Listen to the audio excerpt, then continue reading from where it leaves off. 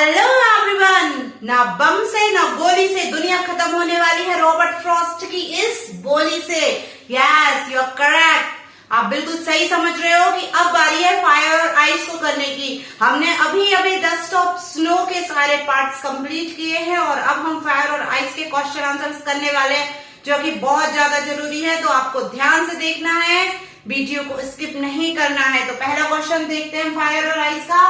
What do fire and ice symbolize in the poem? Fire और ice हमारी इस कविता में किस चीज को सिंबलाइज करते हैं, किस चीज को दर्शाते हैं? अच्छा, एक चीज और मैं बता देना चाहती हूँ कि सिंबलाइज की जगह स्टैंड भी लिखा आ सकता है। इन दोनों का मीनिंग एक ही है, मतलब फायर और आइस का क्या अर्थ है कविता में। तो हम देखेंगे, fire symbolizes desire and greed.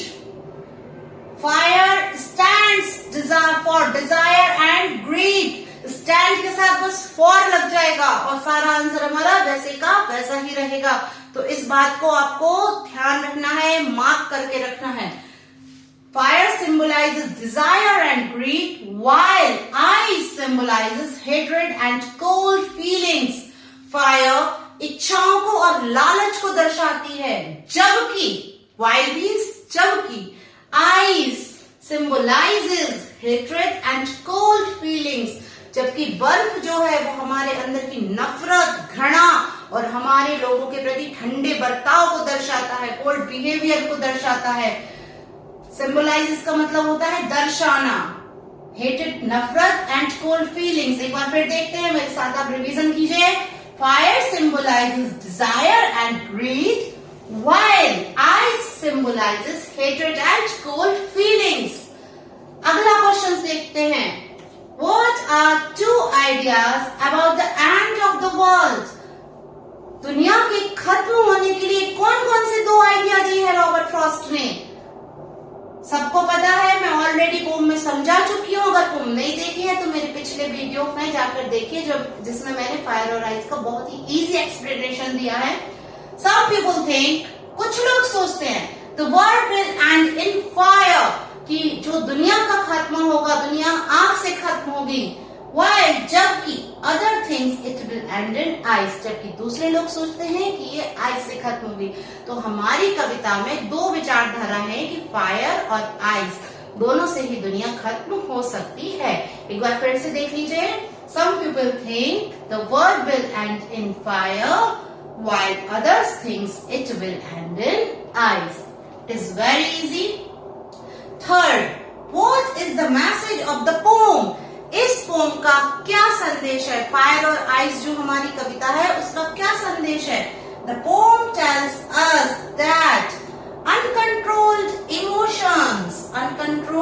emotions like greed, जैसे कि greed, लालच, and hatred, नफरत, can destroy the world. जो कि हमारे अनकंट्रोल्ड इमोशन है। ये पोएम हमें ये सिखाती है, जो हमारी इच्छाएं कंट्रोल नहीं होती, जो मानवीय संवेदना है, क्योंकि हम सभी मनुष्य हैं तो हमारे मन में कई प्रकार की भावनाएं भरी होती हैं। जो हमारी इच्छाएं जिनको हम कंट्रोल नहीं कर पाते, जो हमारे इमोशंस हैं, जैसे कि तेज गुस्सा आना, कभी कभी किसी से नफरत करना, कभी कभी मुंह बना के रहना, जब हम इन चीजों को कंट्रोल नहीं कर पाते हैं और जिससे हमें लालच और नफरत जिससे हमारे मन में उत्पन्न होती है, उससे हमारा संसार पूरा खत्म हो सकता है। The poem tells us that uncontrolled emotions like greed and hatred can destroy the world. Greed और नफरत से दुनिया खत्म हो सकती है। अब आगे और भी क्वेश्चंस हैं। मैं इसके बाद आपको 4th, 5th, 6th, 7th, 8th तक क्वेश्चन समझाने वाली हूँ, तो ध्यान से देखना है। 4th क्वेश्चन करते हैं अब। What type of poem is Fire and Ice? Fire और आइस किस प्रकार की पोम है? तो it is a short symbolic poem. ये एक छोटी सी सिंबॉलिक पोएम है, शॉर्ट सिंबॉलिक पोएम। अच्छा, अभी मैं आपको केवल वेरी शॉर्ट क्वेश्चन आंसर्स करा रही हूँ, जो कि हमारे क्वेश्चन आंसर्स का पार्ट 1 है। नेक्स्ट क्वेश्चन देखते हैं। Who is the composer of the poem Fire and Ice? मैंने लास्ट वीडियो में आपको समझाया था कि कंपोजर का मीनिंग पोइट भी होता है। तो हमारे फायर और आइस का पोइट कौन है? तो बहुत ही सिंपल है ये तो। Robert Frost is the poet और composer of the poem fire and ice. Clear? According to the poet what can destroy the world? Next question है हमारा 6 कि according to the poet what can destroy the world? कवि के अनुसार संसार को क्या नष्ट कर सकता है? According to the poet, poet के अनुसार both desire and hatred can destroy the world. Desire इच्छा और नफरत, हेट्रेड मीन्स नफरत, संसार को खत्म कर सकती हैं। According to the poet both, both means दोनों। पोइट का क्या मतलब होता है? दोनों। Desire and hatred can destroy the world. Next one, what poetic device is used in fire and ice? Fire और आइस में कौन सी पोएटिक डिवाइस का यूज किया गया है? कौन सी पोएटिक डिवाइस की जगह लिटरेरी डिवाइस भी लिखा सकता है? क्या लिखा सकता है? Literary device. तो कौन सी पोएटिक डिवाइस या लिटरेरी डिवाइस का यूज किया गया है? तो the pome uses symbolism. Symbolism मतलब प्रतीक का। बिकॉज, क्योंकि fire and ice represent human emotions. Fire और आइस को ह्यूमन इमोशंस के प्रतीक के रूप में यूज किया गया है, तो इसमें सिंबोलिज्म का यूज है। ठीक है। Next, what is the tone of the poem?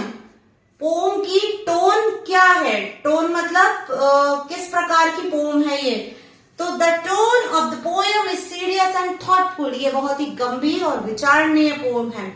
I hope ये सभी क्वेश्चंस आपको समझ आ गए होंगे। और प्लीज वीडियो को लाइक करें और सब्सक्राइब के बटन को क्लिक करके वीडियो को सब्सक्राइब करें और पार्ट 2 के लिए कमेंट कीजिए। ये तो सारे शॉर्ट क्वेश्चन आंसर्स हैं। पार्ट 2 में आपको और भी ज्यादा मोस्ट इंपोर्टेंट टेक्स्ट बुक के क्वेश्चंस दूंगी मैं। तो लाइक, शेयर एंड सब्सक्राइब बने रहिए मेरे चैनल नेहा इंग्लिश अड्डा के साथ। Thank you so much.